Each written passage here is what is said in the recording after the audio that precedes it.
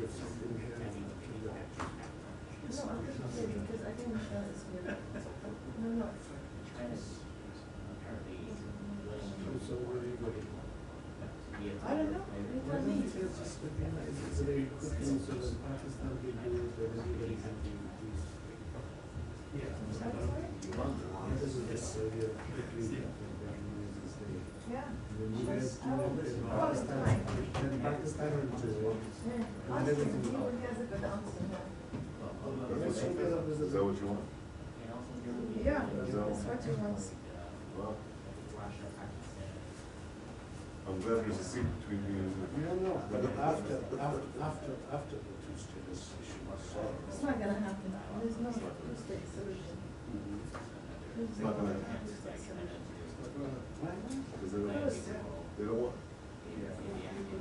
Dying since like 60 years. They could have had them today after Oslo. Complex situation. You know, this was the first time we see as a journalist live genocide. Do you know the mental effects it has done on us? You know, really? Imagine what it's done to them. No, that's what I'm saying. This is the first time as a journalist saw live genocide. It's not the first time. It's the first time that we're constantly see it in Sudan. Not live, not live. You knew about it. Yeah. It was kids with their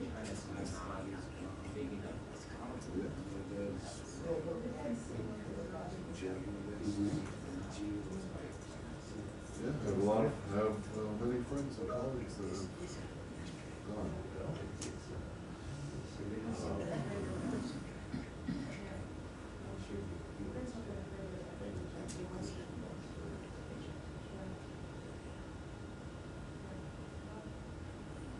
I hope you are. Okay, but you are expert. Yeah, thank you. Good to see you.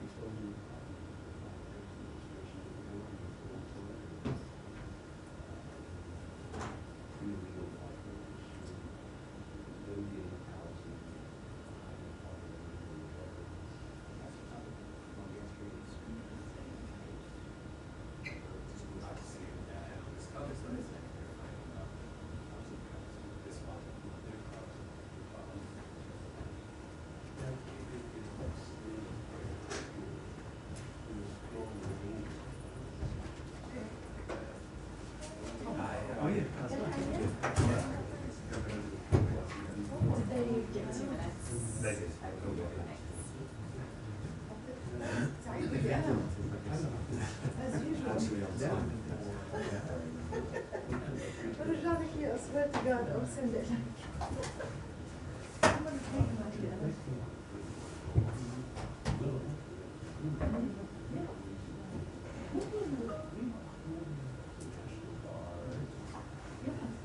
Good, how you doing? You got stuff to talk about today, right? Yeah.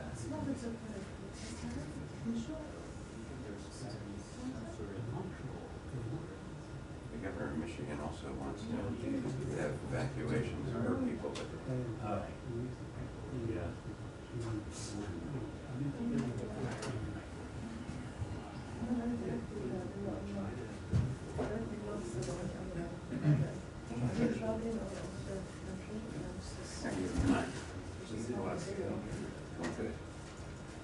Stay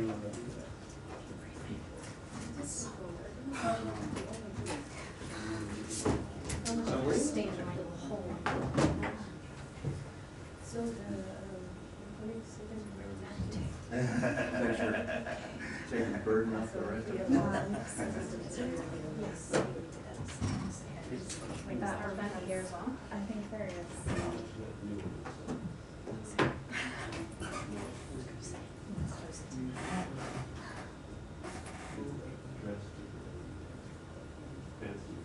Yeah, it is. I know, and I'm wearing socks today.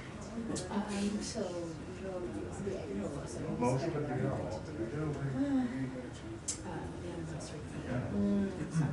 بس بيجاوب هو ليش لا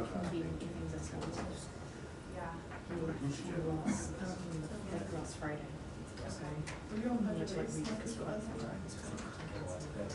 شو قاعد؟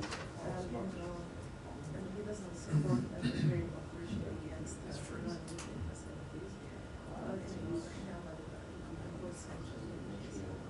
على ايه؟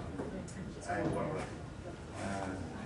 I got a temporary internet yesterday and I'm still working today. But we have a camera on. Waiting for everybody.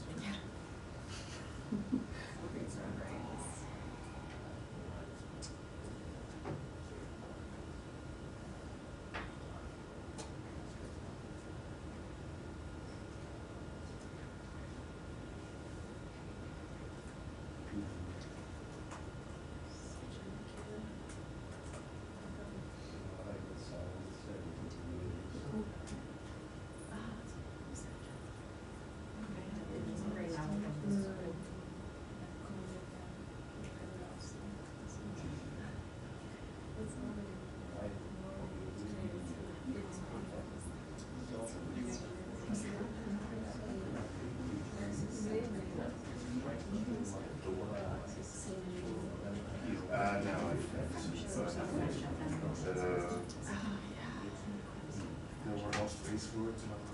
We do. How's it going?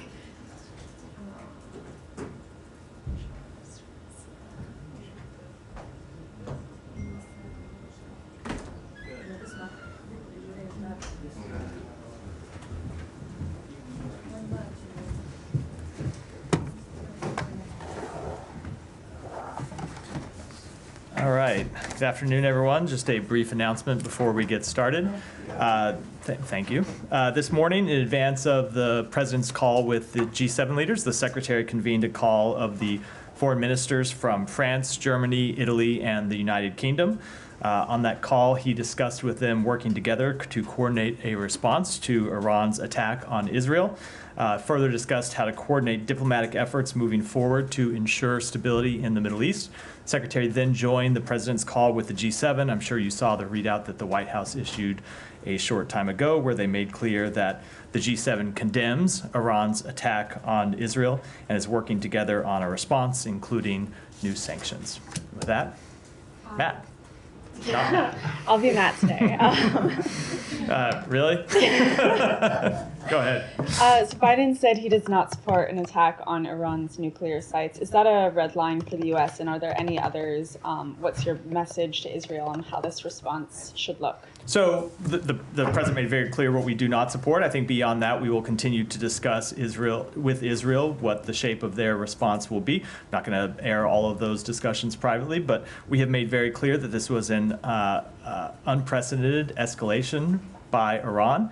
Israel has a right to respond to it, and we'll discuss that response with them.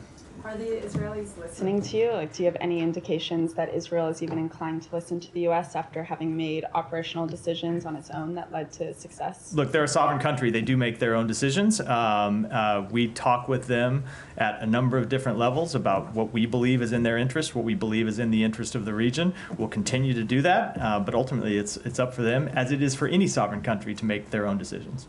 Are they receptive to what you've been telling them in these conversations, though? Do you have any indication that they're going to listen or coordinate with you on what the next steps are? I think it's appropriate at this point that we keep those conversations private. Okay. And then just on Gaza ceasefire prospects, has there been any progress on that since the attack on Hezbollah communications equipment? Are there any meetings taking place? Is there a path forward for that at this point, or has that been overtaken by Israel Hezbollah? It's not that it's been overtaken by the conflict between Israel and Hezbollah. It's that Hamas has, again, refused to engage. I went through some of this yesterday, and I'm happy to go through it again. This really predates the events of the past week, 10 days, where we've seen Israel launching attacks on increased attacks on Hezbollah. It goes back several weeks where we were at this point where we were trying to get together a next proposal that we, along with the other mediators, Egypt and Qatar, would present to the two parties. And in preparing for that step, we're doing various soundings of what might be agreeable, trying to play the role of a mediator and come up with a response that would get to yes on both sides. And Hamas has refused to engage. So it's not from a lack of interest on our part, it's not from a lack of focus on our part, but when you're trying to put together a deal, you have to have the parties themselves engage. And over the last few weeks, Hamas has been unwilling for whatever reason to engage. So, go ahead. You seated your right, yeah. Well, I was late, I'm sorry, I was on the phone. Just to bounce off Gaza, Israel is still, they don't have as many troops in Gaza at the moment, given their movement of a lot of troops up north. They are still doing operations in Gaza. Can you give us any kind of update on what their next steps are in Gaza in terms of any kind of transition phase? Is there anything that they in terms of what their plan is, if there are no communications with Hamas? I know that a lot of this is under wraps, but any kind of how the U.S. is pivoting? I think they should speak for what their next plans are. Obviously, we have been clear about what we believe the post-conflict period should look like in Gaza, but when it comes to what Israel's plans are, it's something that they should speak to. Okay, and on Lebanon, you mentioned yesterday the number of Americans who have registered with the U.S. Embassy to get information in case they should want to leave. Do you have an update on numbers and any update on any U.S. assistance for helping those Americans to leave? Yeah, so there are now around 7,000 people who have contacted us. Not all of those are looking for assistance to leave, but we ask people to register with us for more information, and then we provide them information. Some of those, I presume, will eventually look to depart Lebanon, and some of them will want to stay, but their plans may change over time, their interests may change over time. That's the number of people who have registered with us. In terms of the U.S. helping people leave the country, for the past several days, we have been working, or past really going back September 28th, we have been working to make seats available or to find seats available on existing commercial flights. We have been able to identify over 800 seats over that time. A number of them have been used by American citizens. Not in all cases have they been filled. And then today we were able to organize a flight from Beirut to Istanbul to allow other American citizens to leave. It's been a priority for us to enhance the capacity of flights in and out of the region, so we've contracted with additional carriers to facilitate the transport of American citizens. There was a flight that left a couple of hours ago from Beirut, had a capacity of 300, had somewhere a little over 100 American citizens and their family members who departed on it. Okay, thank you. And just one final question. There's been reports of an American citizen killed in Lebanon. Can you give us any? We have seen those reports. It's our understanding that it was a legal permanent resident, not an American citizen. But we obviously offer our sincerest condolences to the family on their loss.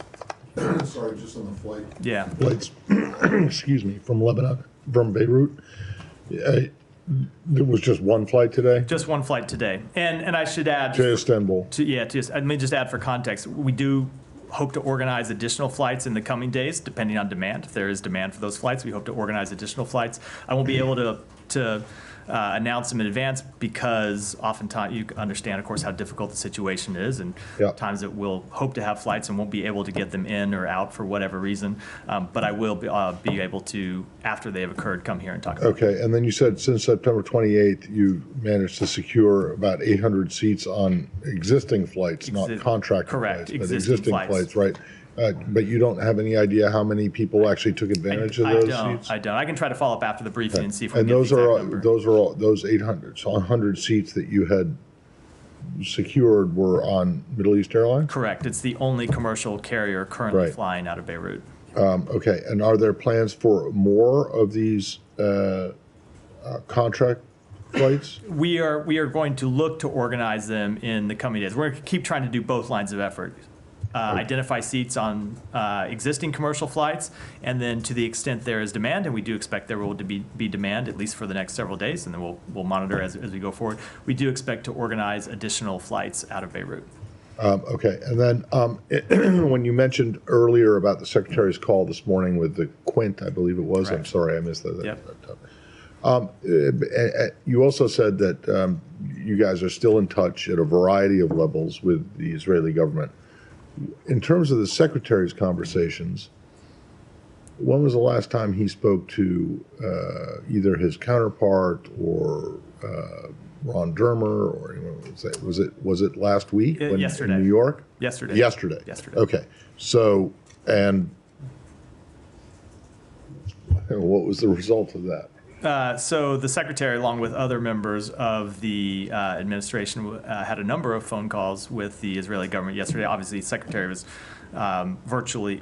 joined the President virtually from here during the attack to monitor the attack, and then participated in a number of calls with senior Israeli government officials. We are talking with them about their response and what their response will look like. Those conversations are ongoing, and I think I'll leave it at that. Okay, so that last contact was when they were all in the Situation Room, when we all could see on TV the Iranian missiles coming in. It was after that? So on the margins of that. I'll leave it at that. Yeah. Okay, but so far today, you're not aware of any? No, not as of this point, which isn't to say that we won't have any. And I should make clear that sometimes we read these calls out, and oftentimes we don't. All right, and then just back to, because I realized I forgot to ask it. Do you have, whether it was on these flights from the 28th, from last week, and plus the 100 or so who were on this other flight today, do you have any idea of how many American citizens have actually left? I don't. I can see if we can get that information. On the flight today, it was somewhere a little over 100, but those aren't all American citizens. Some of those are American citizens. Some of them are family members who are not American citizens. Fair enough. Thank you. Yes, Thank you. Political reports that the U.S. officials quietly supported escalation in Lebanon, including apparently the assassination of Hezbollah chief Nasrallah. Could you comment on that? So we were not aware of that attack, that incident, before it happened. Mm-hmm. So we could not possibly quietly support something of which we were not aware. Now, to be clear, we support bringing Hassan Nasrallah to justice. That is true. Yeah. We made clear that he's a brutal terrorist with the blood of Americans, the blood of Israelis, the blood of Lebanese, Syrians on his hands. So we do support, but in advance, we weren't aware of that. So it's possible to support something that you didn't know was happening. Okay, so you were not aware of the logistics, but you are supportive of the action. Well, I don't know what you mean by logistics. Okay, we were not aware before it happened. Time and place and method. Those are the logistics. Okay, but let me just ask you a follow-up to a question that I asked yesterday on that relates to what you're saying. I mean, Matt, I was in this room in March 2004 when Israel assassinated Sheikh Yassin. 2 months later, when they assassinated Rantisi. Probably around this town when they assassinated Moussaoui. I mean, there's a record of assassinations, and that has not gotten Israel anywhere. What we see that Hamas has gotten much stronger. Hezbollah has gotten a lot stronger. It seems that they are doing everything except looking at the cause of the problem, which is the occupation, a military occupation of a people that it's been overdue for them to be free from the yoke of occupation. Do you agree with that? So I spoke to this in response to a nearly identical question from you yesterday, and I will make clear, look, obviously there is a long history of conflict in this region, and we will continue to make clear that Israel has the right and the responsibility to defend itself from terrorism. It is the same right that every country has, and every country, if it had a terrorist just across the border, from a terrorist organization just across from its borders attacking it, would take action to defend itself. I don't think that is a innovative or should be even a controversial statement. But we also are very clear that we believe the long-term way to ensure stability in the region, and really the short-term way too, is the establishment of an independent Palestinian state. We make quite clear. That's been the position of the United States for some time, and it is the position of this administration. Okay, so you agree then that Israel has an obligation to end this occupation. It's time to end this occupation and allow people to have their own freedoms, their own level of integrity, measure of integrity that, like the president. We absolutely do want to see the establishment of an independent Palestinian state where Palestinians can choose their own future. Now, while that obviously requires some very important steps by Israel, and it requires a change of direction from the government of Israel, there are steps that would require the Palestinians to take as well. Okay, one last question. Senator Graham, and apparently there's been much talk about this, is saying that we should take out Iran's oil facilities and so on. Is that a good idea? Would that, create, total chaos and maybe similar retaliatory for something that is really a major U.S. interest? So we are discussing with Israel the scope and nature of their response, and I think I'll leave those discussions private.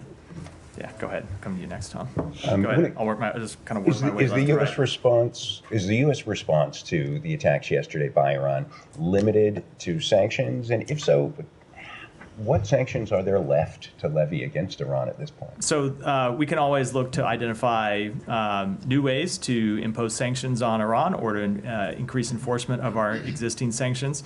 Those are the measures that we're looking at right now. You saw it in the president's statement. That's what he made clear we, along with the G7, are considering. When we see Iran take new actions, we work with our partners to identify new ways to respond to that. And I think I should make clear, and this is clear, I think, from the statement the president put out, it's not just a question of U.S. sanctions, it is a question of other entities, some of which don't have as strong a sanctions regime as the U.S. has imposed, taking their own measures as well. Yeah. Just briefly first, Israel Katz's statement this morning that Antonio Guterres would be banned from entering Israel. Do you have any response to that? I don't find we don't find that step to be productive in any way. I wanted to ask you, we're getting on to a year now from October the 7th. When you reflect on a year of US diplomacy when it comes to Israel and Gaza, how do you characterize what you have and haven't accomplished in that time? So there have been a number of things. If you go back and look at the statements that the Secretary made and that others in the administration made in the immediate aftermath of October 7th, there were a number of lines of effort and strategic goals that we identified. One of them is to ensure that Israel has the ability to defend itself against terrorism. And we have worked hard to establish that right and to support Israel in defending itself against terrorism. Another is to ensure that humanitarian access makes it to citizens in Gaza who needed it. And now, of course, that applies to people in Lebanon as well. But we've made clear we want to see humanitarian access get into Gaza. And while that, of course, has been a very difficult process and with lots of hurdles and obstacles, I think it's through the intervention and the involvement and the hard work of the United States that we've been able to get humanitarian assistance into those in Gaza, which is not to say that this is whenever I talk about this, I never want to make it sound like it is a game over, mission accomplished. It is very much not. It's an ongoing process. We were constantly having to break through new hurdles and find additional ways to get humanitarian assistance in. The other, one of the overarching goals that we identified is try to keep the conflict from spreading and really turning into an all-out regional war. And we have faced a number of days in the nearly year since October 7th where that goal seemed incredibly difficult and the situation was incredibly fraught. And through a combination of diplomacy and deterrence, we have been able to calm tensions when they've been threatening to spiral out of control and prevent the outbreak of an all-out regional war. And now, obviously, is one of those times where we're, again, at a very fraught moment, and we're going to continue to pursue diplomacy and deterrence to try and prevent escalation into that full conflagration. You're very well aware of the very loud criticism there has been, particularly over humanitarian aid and on the failure to reach a ceasefire and hostage release deal. But on that final point about regional war, it feels much closer now than it has been. I mean, do you see this process and your diplomacy over the last year as a success?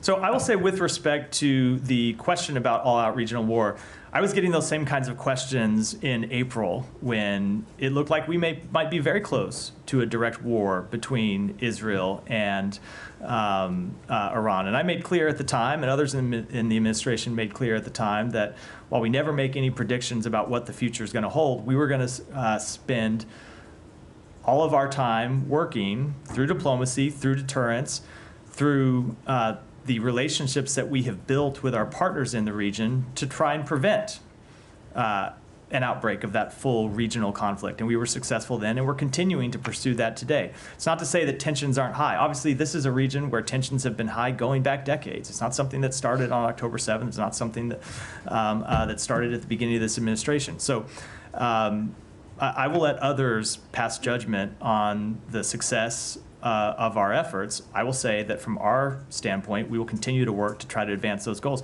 And I would also say, when it comes to humanitarian, getting humanitarian assistance into Gaza, yes, of course, the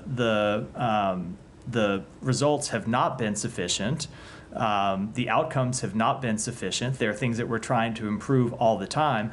But it is because of the United States involvement that we have gotten humanitarian assistance in the first place, that we've seen it increase at various times, that we've seen it sustained, and it is through our continued involvement that we will try to address obstacles as they come up. I'll say, with respect to a ceasefire, yes, it has been a major priority of the United States to get to a ceasefire, but that requires the two parties themselves to come to the table. And there have been times when Israel has thrown up obstacles that have made it difficult, and we've been working through those and applying all the diplomacy we can to try and overcome those obstacles. And there have been times that Hamas has been the obstacle. And obviously, we don't have a lot of influence on Hamas's decision-making process.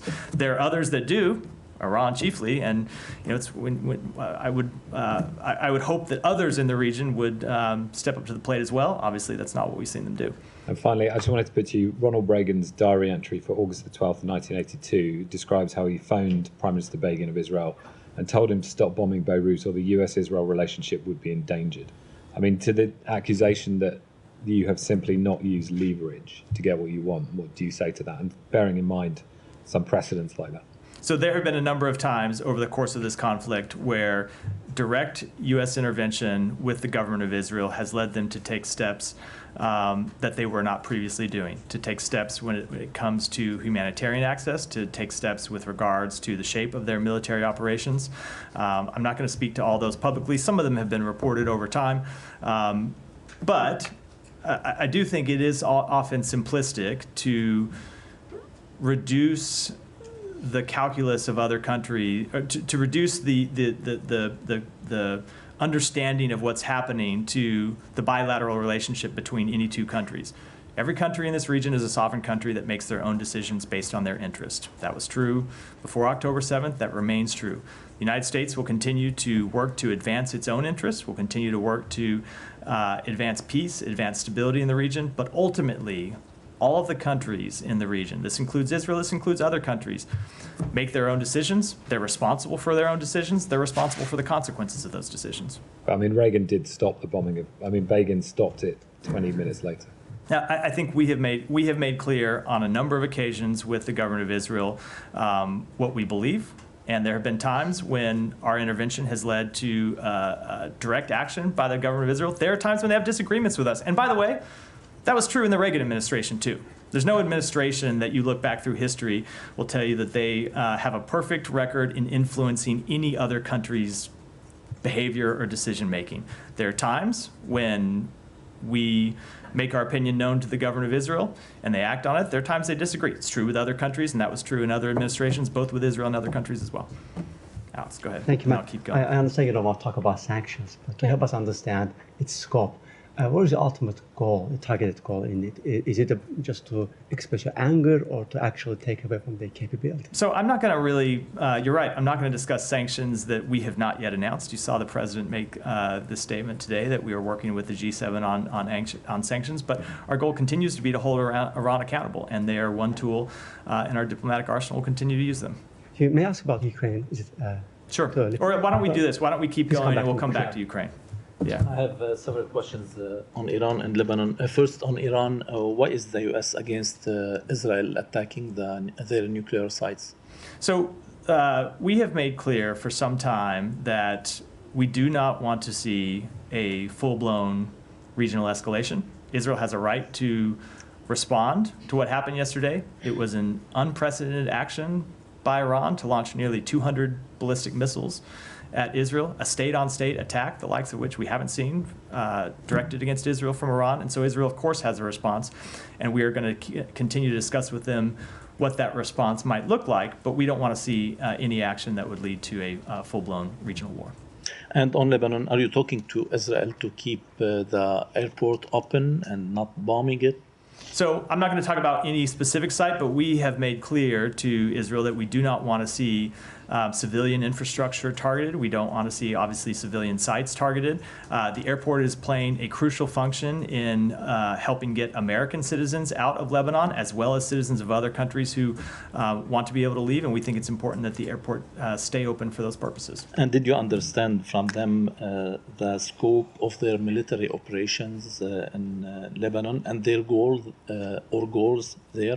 So we have obviously had a number of conversations with them about that, but I don't think it's appropriate for me to speak to those conversations. Those are private consultations between our two countries. To the extent they want to publicly discuss their operations in Lebanon, I think it's appropriate for them to do so, but it wouldn't be appropriate for me to do so. And is the ceasefire offer still on the table, or it's already? We ultimately do want to see a ceasefire that leads to a diplomatic resolution. That has been, we have been clear that that's how we see this conflict ending. Now, we do support Israel's right to target members of Hezbollah, to target Hezbollah infrastructure, but yes, we do want to see a diplomatic resolution. And my final question, do you trust the UNIFIL and the Lebanese army to implement the 1701 UN Security Council resolution in the future? We do believe they are both very important actors for ensuring stability, for ensuring the full implementation of that resolution. Obviously, if you look at the long history since that resolution was adopted, we've seen Hezbollah refuse to comply with its obligations. And so we would call, again, as we have over many years, going back, predating this administration, for Hezbollah to pull back from the border, to comply with the requirements of 1701. And UNIFIL and the Lebanese Armed Forces play a very important role in ultimately implementing that resolution. I would just say, the only thing I would say is that we are in the middle of a dynamic situation right now. Obviously, for some years, you've seen this difficult situation where the LAF and UNIFIL were not fully able to enforce that resolution because of the presence of Hezbollah forces who just refused to fulfill their obligations. We are in a dynamic situation right now. It's hard to say how it's going to shake out, but look, ultimately, what we want to see is that resolution implemented. Thank you. Yeah. First, I want to press you on your answer to Tom.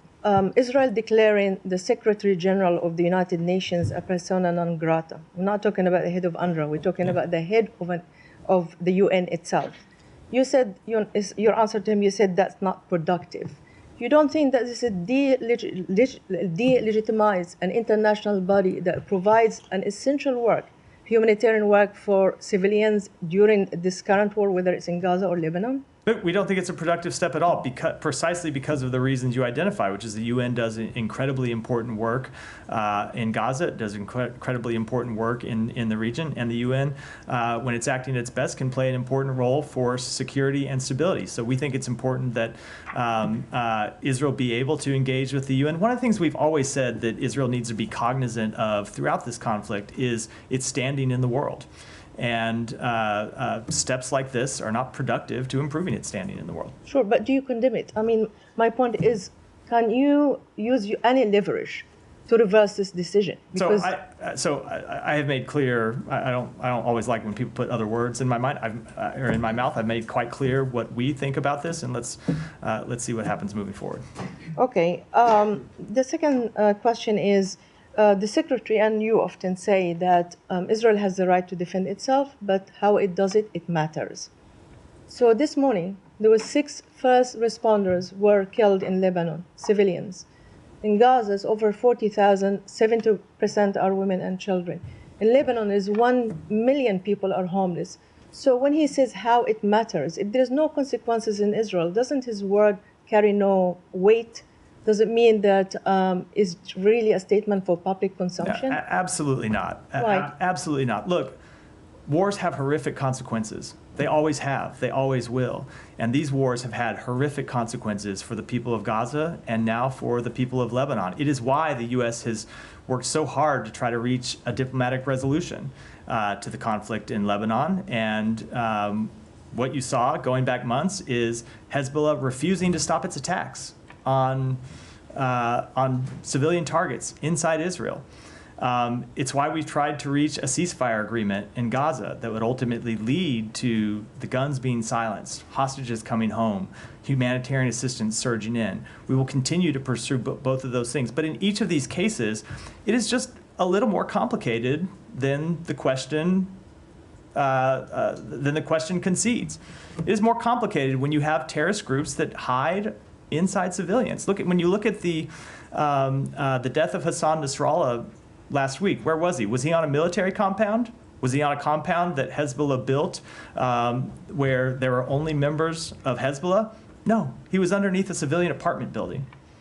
And when you look at what has happened over and over again in Gaza, you've seen Hamas hiding, not just in apartment buildings, but mosques and schools. Now, we've been very clear with Israel that doesn't lessen their obligation to do everything possible to be mindful, to minimize and reduce and eliminate civilian casualties, but it is an extremely tough situation.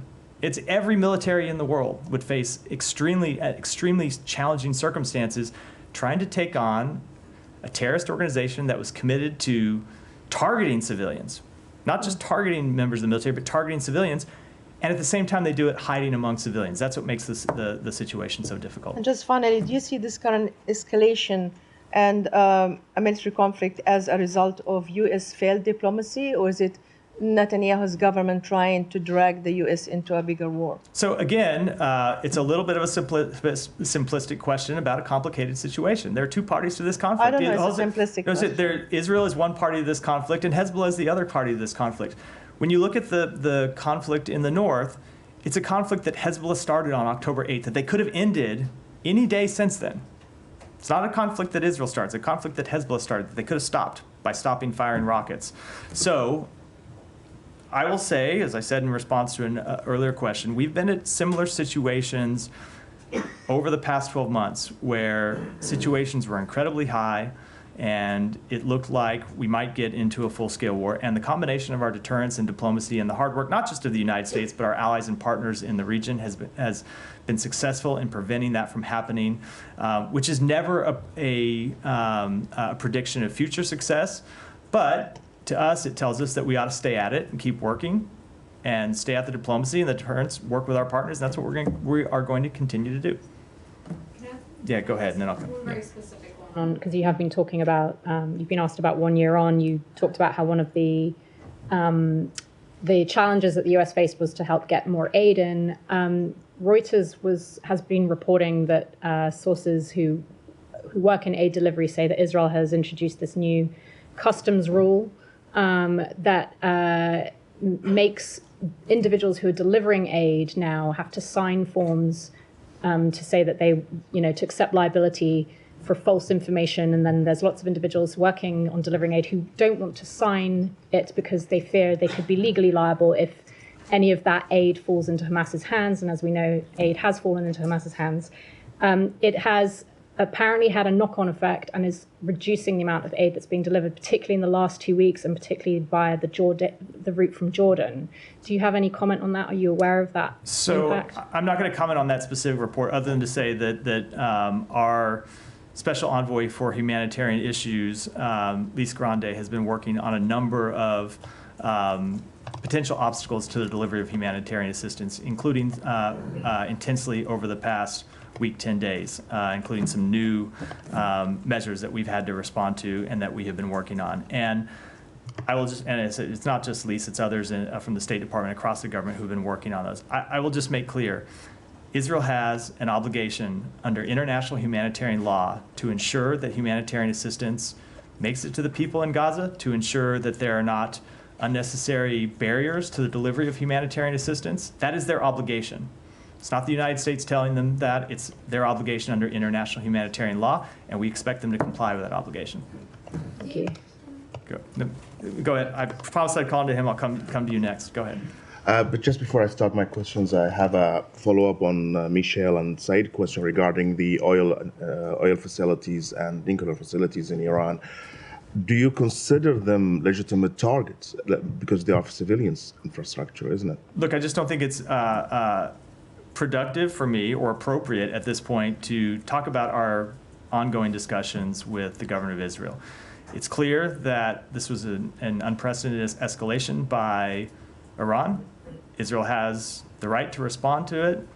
We're going to have discussions. We're having discussions with them about what that response will look like. And at this point, I don't think I should talk about those. I mean, the reason why we ask about it, because it's not just Senator Graham who mentioned that. Reports in Israel saying that the retaliation will be in a couple of days and it will target oil facilities. Look, we're obviously not responsible for the comments of members of Congress. It's an independent branch, and they say all sorts. Various members say all sorts of things, and I'm certainly not going to speak to reports, anonymous reports that may or may not be accurate. We are having conversations with them about the nature of their response, and I really think it is most productive for a variety of interests that we keep those conversations private. All right, I want to talk about the ground incursion, the Israeli ground incursion in Lebanon. When it started, or hours before it started, it was reported that it was an understanding between the United States and Israel to keep it limited and targeted toward positions of Hezbollah in the south. But now, after 48 hours, the IDF is taking casualties. Missiles from Hezbollah are still flying over to inside Israel.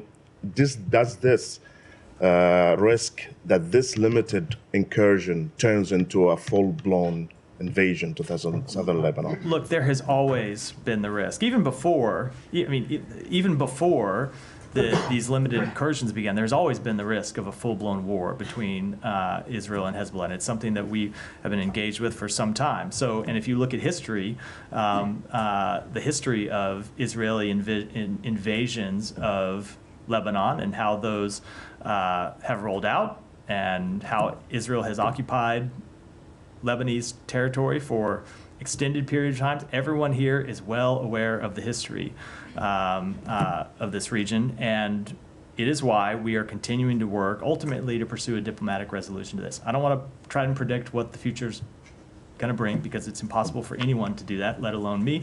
I'll tell you what we're trying to pursue. My final question. I received a text yesterday from a friend of mine from the other part of the world.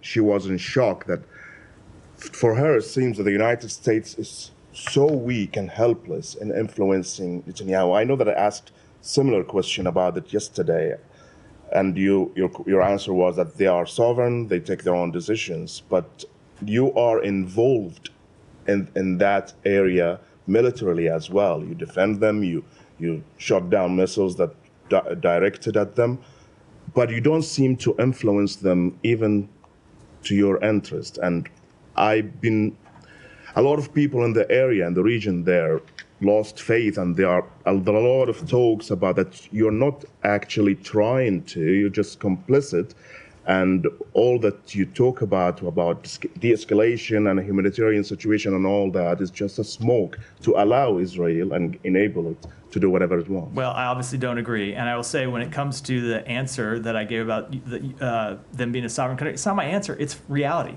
It's a fact. Israel's a sovereign country. Every other country in the region is a sovereign country. There is no country in the world that the U.S. dictates to how they conduct their security policy, how they conduct their foreign policy. We present what we believe are in the best interests of the United States, what we believe at times are in Israel's interests, what we believe are in the interests of other countries in the region. But as I said, ultimately Israel has to make its own decisions, and they have to bear the consequences of those decisions, for good and for bad. And there have been a number of decisions they have taken we have agreed with. There have been a number of decisions they have taken that we disagree with. And we have very clear conversations about them, but it's just not that simple that any country in the world, I shouldn't say any country, but the countries in the world take their direction from other countries. We don't have that type of relationship with Israel. We don't have it with other countries. We don't expect any country in the world to do exactly what the United States thinks is in their best interest. All we can do is make clear what we think is the right path forward and what we think are the risks, and there are real risks of pursuing alternative paths. It's independent sovereign countries get to make their own choices, and as I said, they have to live with the consequences of them. Yeah, go ahead. Just wanted to follow up on some of the questions on the humanitarian situation in Gaza. Do you believe that Israel is doing everything it can to allow sufficient aid into Gaza? I think we have seen for some time various obstacles to the delivery of humanitarian assistance. Sometimes those have been bureaucratic obstacles where one arm of the Israeli government or the security services isn't talking to another arm.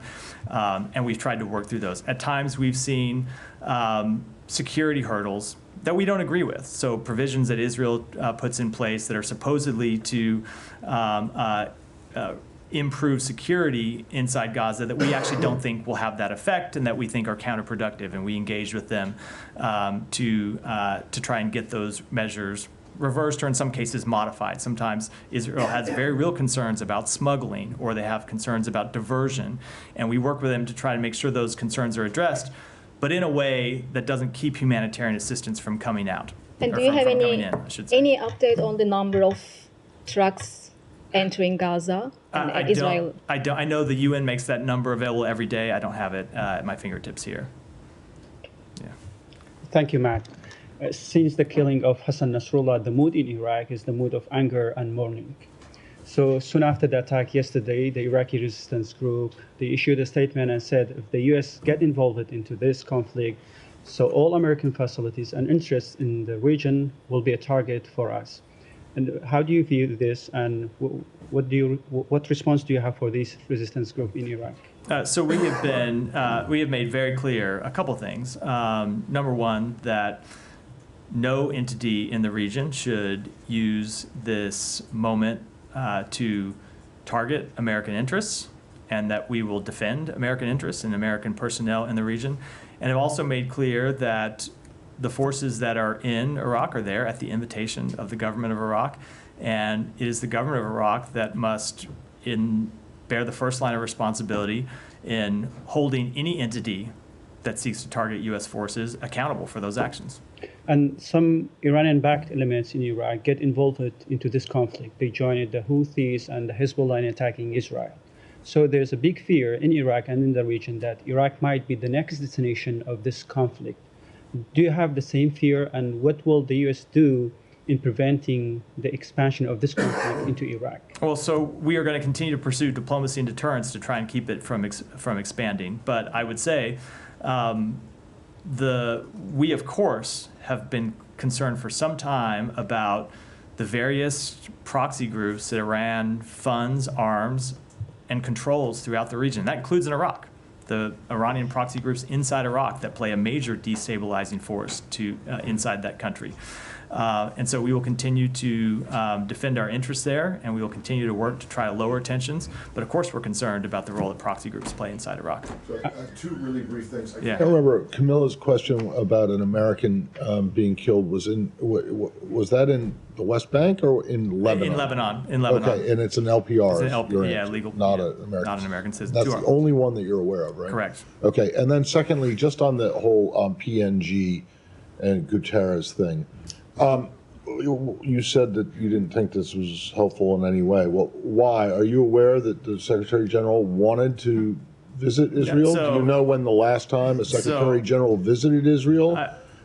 So I am not aware of any upcoming travel by the Secretary General to Israel, but in any event, even aside from the question of travel, it's just not, I think, a productive step for Israel well, what about to be the engaged Russians in that kind of banning activity. People like you from ever entering? Is that not productive? I mean, you have no intention to go there. Was there?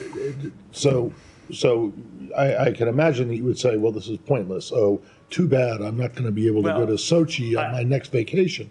But obviously this is a little bit different. Yeah. Do you think that this decision by the Israeli foreign minister is going to make any difference in, negative difference in the diplomacy that's going on? Probably not. Probably not. Probably not. So then why? I don't understand why do you even care? Because one of the things that we have made clear for some time is that Israel has to think about a number of things as it handles its relations with the world, as it handles these conflicts. One, of course, is its security situation. Another really important one is its standing in the world. And steps like these just aren't productive and not helpful to improving Israel's standing in the world. Okay. You might recall that in 1973, a former UN Secretary General named Kurt Waldheim did visit Israel. And you remember what his history was, right? So I do remember his history. I can't say I recall that specific incident. I wasn't alive yet. Well, Didn't miss it by a well, lot. he did, but the Israelis let him in and whatever. Yeah, So, yeah. Okay.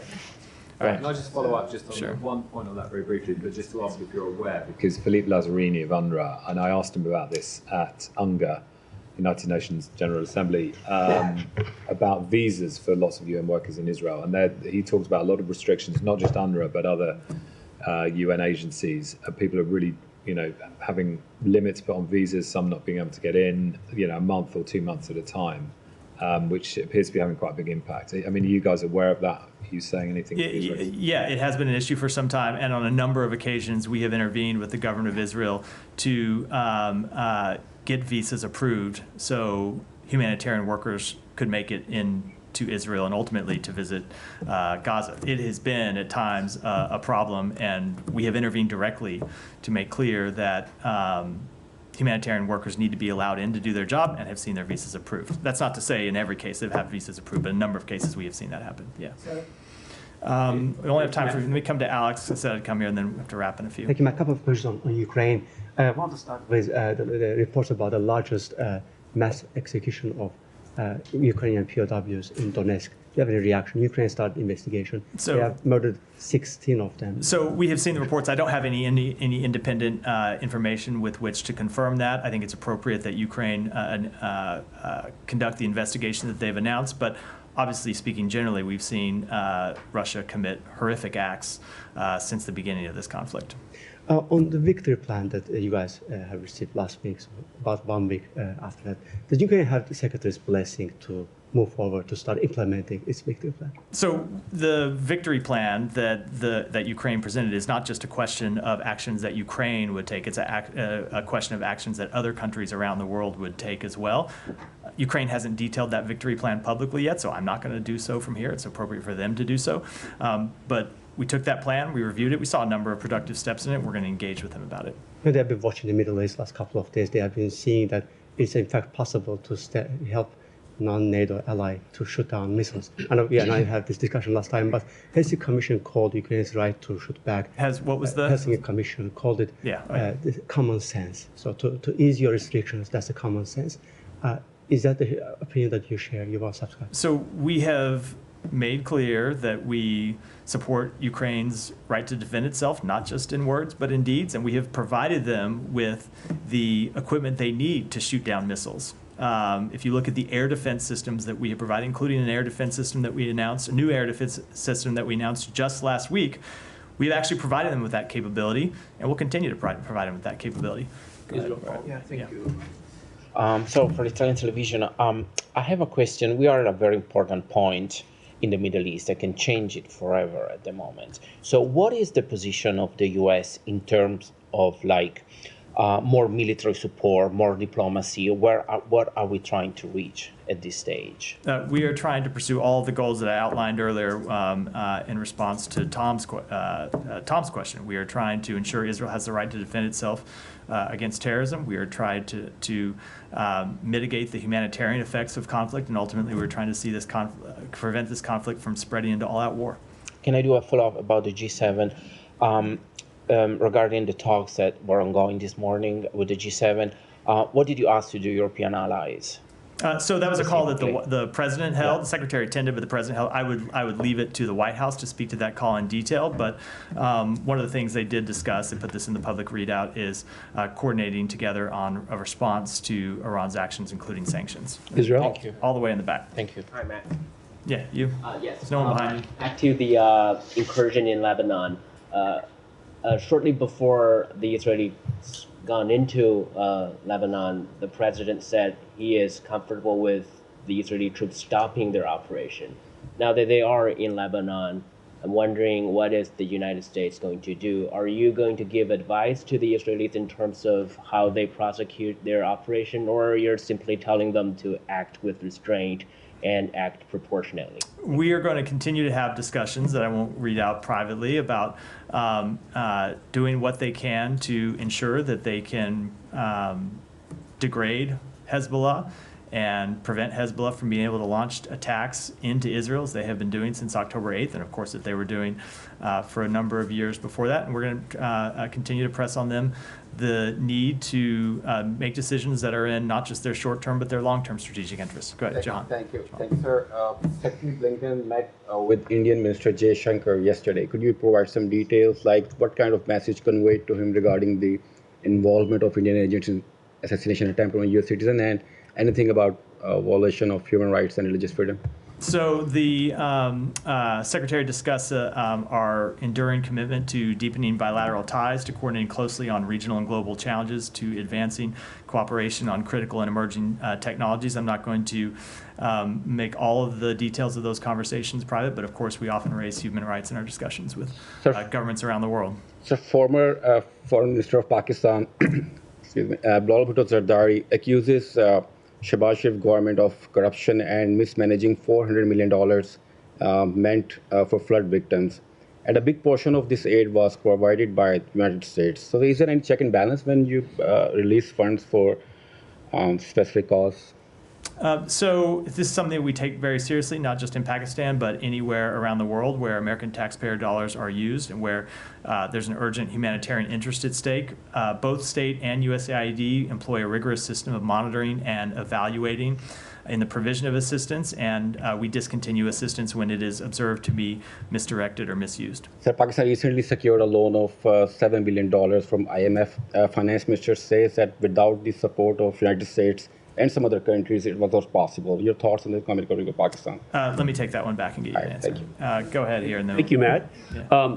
There's a couple of questions here briefly here. Given that Hezbollah has murdered 220 Marines and countless other Americans and have fired 9,000 missiles at Israeli communities in the past year, including 12 Jews, children murdered in one missile attack, that's according to State Department, NPR and AP reports, why has Secretary Blinken not publicly demanded that the Lebanese government stop eradicate Hezbollah? And why does Secretary Blinken not demand that the UN Security Council Resolution 1701 be enforced by Lebanon's government to push Hezbollah north of the Litani River? And a follow-up question. So we have made clear, and he has made clear in a number of times, including on Friday when he spoke to this question extensively in a press conference in New York, that we do want to see the full implementation of UN Security Council Resolution 1701. I would just say the first question, I think, is a little simple and maybe leaves out the very rough history of civil wars inside Lebanon that I don't think anyone wants to see repeated. But of course, we don't see any role for Hezbollah in the governance of Lebanon. We don't want to see Hezbollah continue to be able to maintain arms outside of. So we do continue to support efforts to degrade Hezbollah's capability. They're a terrorist organization with the blood of American citizens on their hands, and we want to see 1701 implemented. Okay, since the Palestinian Authority, which has a U.S.-trained police force, paramilitary force, has done nothing to stop Hamas and Palestinian Islamic Jihad in Judea and Samaria, why is the State Department continuing to funnel millions of American dollars to Abbas? Yeah. What? You mean in the West Bank? Okay. The Palestinian Authority is referred to the West Bank? Yeah. Which is, they have a U.S.-trained police force, paramilitary force. So why is the U.S. Department did nothing to stop Hamas and Palestinian Islamic Jihad in Judea and Samaria? Why specifically does the State Department continue to fund millions of American dollars to Abbas and the Palestinian Authority? So we have made clear that Israel has the right to conduct legitimate counterterrorism operations in the West Bank. But when it comes to the Palestinian Authority, ultimately the role that we have seen the Palestinian Authority play in the West Bank is a role of providing stability. And if you look at the security situation that Israel has faced with challenges in Gaza, with challenges on its northern border, the last thing that is in Israel's security interest is further instability in the West Bank, which is why on a number of occasions we have made clear to Israel that they should not take actions to undermine the Palestinian Authority, and in fact should take actions to strengthen and bolster the Palestinian Authority, because it's key to Israel's security interest to do so. Okay. Let me move on. I've got time for a couple more. Go ahead. Thank you very much, Matt. As you heard about the Prime Minister corruption, she has a niece as well that is also known for corruption, and you had called her a milestone. CPJ on June 11 said about the press laws condemnation they issued against the milestone lady. The other day there was a protest. She arrested her, the police under her arrested an 80-year-old woman for protesting and put her in a physical remand as well. And she ordered $20 million vehicles while the government is begging for money. $20 million vehicles were purchased for government officials. I just want to give you opportunity once again to take that milestone in for her. I'm just to say I apologize sometimes, because I know this is often my answer to your questions.